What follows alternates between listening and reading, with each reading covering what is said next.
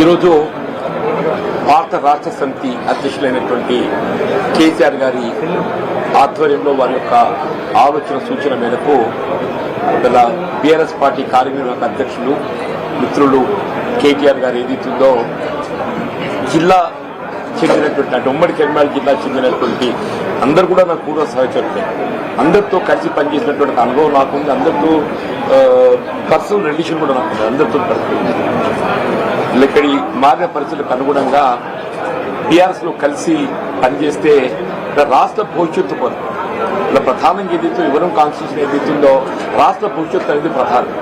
రాష్ట్ర భవిష్యత్తు కొరకు ఏదైతుందో మనం పాటుపడుతున్న అవకాశం మరి వారు నాకు కల్పించడానికి ముందుకు వచ్చినందుకు నేను వారికి హృదయపూర్వకంగా ధన్యవాదాలు చెప్తాను చెప్పండి. నేను వాస్తవంగా ఏదైతుందో 25 మార్చ్ నేను కాంగ్రెస్ పార్టీ నుండి రాజీనామా చేయాలని చెప్పని నిర్ణయం తీసుకున్న నాడు కొత్త భావోద్వేగానికి గురి కావడం జరిగింది. 4 దశాబ్దాల అనుబంధం కలిగినటువంటి రాజకీయ పార్టీ నుండి మరి బంధం తెంచుకున్నటువంటి పరిస్థితి ఎదురు కావటం కొంత నాకు ఆనాడు really I felt that day was very unfortunate. కానీ ఇవాళ ఒక విధంగా ఏమనిపిస్తుంది, కాంగ్రెస్ పార్టీతో అనుబంధం తెంచుకున్నా కానీ ఇలా భారతీయ రాష్ట్ర సమితి లాంటి తెలంగాణ రాష్ట్ర ఏర్పాటు సాధన కొరకు ఉద్యమించినటువంటి ఒక నాయకుడు కేసీఆర్ గారి యొక్క నాయకత్వంలో పనిచేసేటువంటి అవకాశం నాకు లభిస్తున్నందుకు real I'm feelings today is the most happiest day in my life. అంటే ఇలా జీవితం అనేది ఎటు దారి తీసి ఏంటి మనం ఎవరు కూడా ఊహించమని చెప్పారు.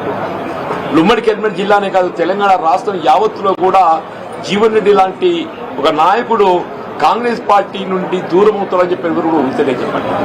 దాని కారణాలు కూడా మీరు ఊహించి ఉంటారని చెప్పండి.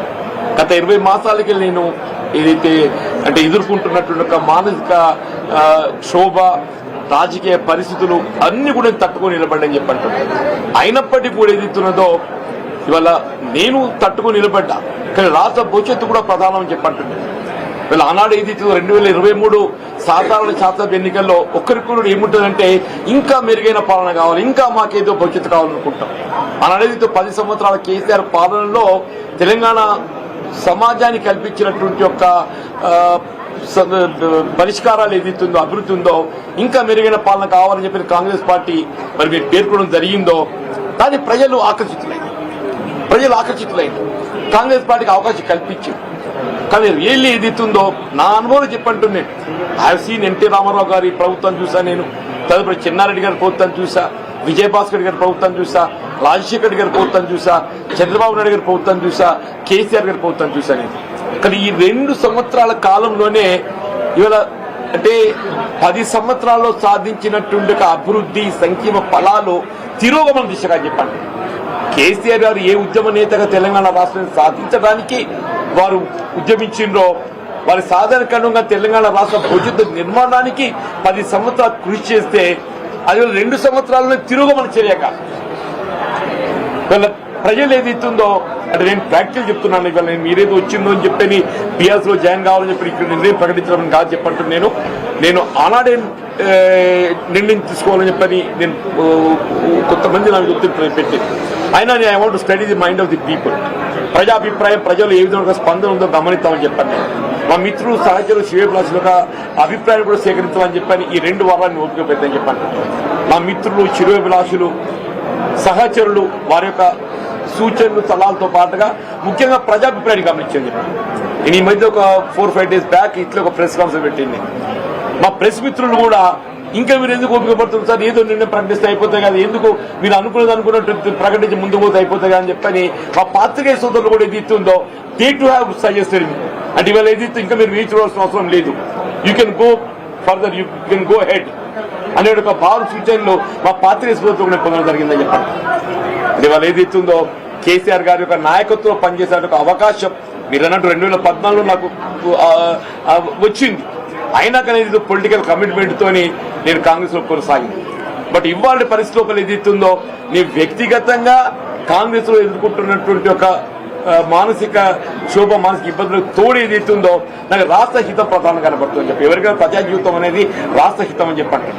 ఆ రాష్ట్ర హితము ముఖ్యంగా రైతాంగం, రైతు కూలీలు, నిరుపేద వర్గాలు, దళితులు, బలహీన వర్గాలు, ఆడబిడ్డలు అని చెప్పండి. నేను విద్యార్థి లోకం అని చెప్పండి. నినాగం ఏదైతుందో కోర్టు ఇవాళ ఫీజు రియంబర్స్మెంట్ ఏదైతుందో రాష్ట్రం చెల్లింపు చేయలేకపోతుంది కాబట్టి మీరు తల్లిదండ్రుల దగ్గర ఫీజు వసూలు చేసుకోవచ్చని చెప్పాను. ఎంతగా మోస్ట్ అన్ఫార్చునేట్ థింగ్ ఏముండో చెప్పంటారు. ప్రభుత్వం యొక్క వైఫల్యానికి ఇంతకంటే పెద్ద నిదర్శనం ఏముంటుందో చెప్పంటున్నాను. విద్యార్థులంటే రాష్ట్ర భవిష్యత్తు దేశ భవిష్యత్తు అని చెప్పంటారా. అప్పుడు విద్యార్థి లోకానికి ఏది ఇస్తుందో ఇవాళ మనము భవిష్యత్తు చూపెట్టలేకపోతున్నాం అని చెప్పంటే పాలన అనేది ఏ విధంగా కొనసాగుతాం దీన్ని బట్టి ఊహించవచ్చు అని చెప్పంటారు. తప్పకుండా ఇవాళ మీరు ఏదైతే ఇంత అంటే really you need not come up to this place నాకు రావాలనేట్టు మీరు రావాల్సినందుకు నిజంగా మీకు అందరికీ మీ మిత్రులకు అందరికీ ముఖ్యంగా ఏతుందో మా మిత్రులు పొప్పులీశ్వర్ గారు వారు ఇక్కడ మంత్రిగా పనిచేసిండ్రు. వారితో నేను కలిసి శాసనసభ్యులు పనిచేసిన శాసన మండలి సభ్యులు పనిచేసిన రమణ గారితో కూడా ఏదైతుందో వారు ఎంపీగా ఉన్నప్పుడు నేను ఎమ్మెల్యేగా పనిచేశాను. నేను మీ ఇద్దరం కూడా ఏదో చిరకాల మిత్రులము 93 వరకు ఏదో కలిసి పనిచేసినవి. Only 94 he has differed with me. Only 94 he has differed with మీ.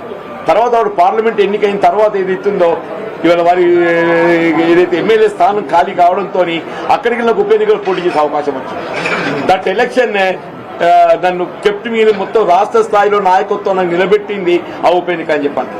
ఇక్కడ సోదరు బసంత జడ్పీ చైర్పర్సన్ ఏదైతుందో నేను ఎమ్మెల్యేగా ఉన్నప్పుడు కూడా ఏదైతే ఇంత గౌరవిస్తుంది కదా అని చెప్పంటే మీరు మీటింగ్ రావాలన్నా మీరు వచ్చి మీలాంటి ఒక సలహాలు సూచనలు ఇవ్వాలని చెప్పాను. Every time she use to అంటే నన్ను మీటింగ్ రావాలని చెప్పి కోరేని చెప్పంటున్నాను. ఈ సాగర్ అనేది is like younger brother to me. Sagar అనేది is like younger brother to me అని టెల్లింగ్. సంజయ్ గానీ కౌశిక్ గానీ మేమంతా మిత్రులము. వీళ్ళందరం కూడా వినోద్ రావు గారు మా దామోదరరావు గారితో మా ఫ్యామిలీ అసోసియేటే. వారి నాన్నగారు వాళ్ళ 81 సమితి ప్రెసిడెంట్ ఎన్నిక కావడానికి ఏదైతుందో నాకు ఒక మైల్ స్టోన్ నాకు అండగా నిలిచాను. ఎవరికి తెలియదు ఇది. దామోదరరావు గారి తండ్రి జీవన్ రెడ్డికి ఏం సంబంధం అని చెప్పి అనుకుంటున్నాను. మీకు కూడా ఆశ్చర్యపోతారు కూడా దామోదరరావు గారి తండ్రి మీకెక్కడ సన్నిహిత సంబంధం అని చెప్పాను. అంటే the whole relation with the BRS party with every leader I have got అని చెప్పంటాను. నేను ఈ స్థాయి ఈ దశలో ఏదైతుందో కేసీఆర్ గారితో కలిసి పనిచేసేటువంటి అవకాశం నాకు రావటం, వారి నాయకత్వం కలిసి పనిచేసేటువంటి అవకాశం రావటం నేనైతే అంటే ఇవాళ జీవితం ఎవరే కానీ ఇవాళ నా జీవితం ఒక చివరి స్థాయికి వచ్చింది. I seen enough political public life. నా సుదీర్ఘ ప్రజా జీవితం 4 దశాబ్దాలు నేను గడిపింది. ఉంటే ఇంకో ఎన్నిక చూస్తే కావచ్చు దేవుడు దయ తెలిస్తే ఎట్టుటో చెప్పలేని చెప్పంటాం. కానీ ఏదైతే ఉందో నా శేష జీవితం ప్రజా జీవితాన్ని పాటుపడటానికి కొరకు ఏదైతే ఉందో కేసీఆర్ గారి నాయకత్వంలో పనిచేయడానికి మీరు నాకు అవకాశం కల్పిస్తున్నందుకు వారి సూచనకు అనుగుణంగా మీరు ముందుకు వచ్చినందుకు మీకు హృదయపూర్వక ధన్యవాదాలు చెప్తున్నా. కేసీఆర్ గారిని కలవటము మా పాత సాన్నిహిత్యం దాన్ని కొంత పెన్ ఎదురు కదా నెమరు వేసుకోవడానికి కొరకు అని చెప్పంటారు. మా పాత సాన్నిహిత్యం మాత్రం నెమరు వేసుకోవడానికి కొరకు వారికి కలవాలని కోరుతున్నా. అంతే తప్ప ఏదైతే పార్టీలో చేరడం అనేది నేను ఆల్రెడీ ఎక్స్ప్రెస్ డే పార్టీలో బీఆర్ఎస్ లో చేరుతున్నా అని చెప్పని నేను already express thank you brother.